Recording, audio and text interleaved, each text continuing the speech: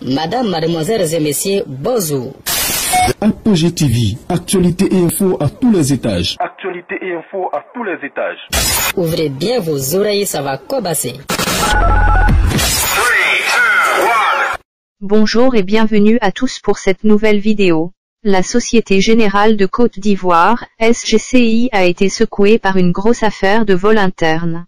Ivoire Hebdo revient sur cette affaire et révèle que l'employé, l'ASM Jean-Jacques Nyang, selon ce qui paraît de son témoignage, aurait sans doute mis en place ce casse durant 2 années. À en croire le journal d'investigation Ivoire Hebdo, c'est en 2019 que l'ASM Jean-Jacques Nyang commence à développer des tendances de fêtard et à être présenté par certains proches comme un as de l'informatique. Il est donc recruté en tant que IT Project Manager, au sein de la Société Générale African Business Service, une filiale de la Société Générale dont l'un des 2 bureaux africains se trouve à Abidjan.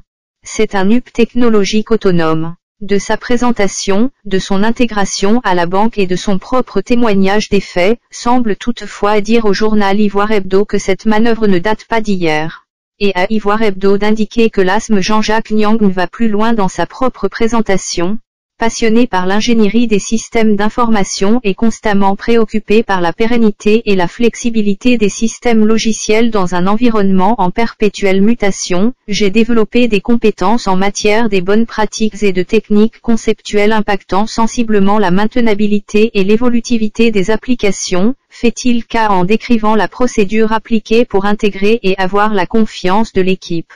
La suite est connue, l'ASM Jean-Jacques Nyang s'est octroyé un découvert de 600 millions de francs CFA et s'était volatilisé. Le banquier indélicat a laissé un compte au rouge en épurant 450 millions de francs CFA, déjouant toutes les règles de contrôle et de supervision de la Société Générale de Côte d'Ivoire. Depuis lors, il est activement recherché par la police économique et Interpol, saisi par son employeur.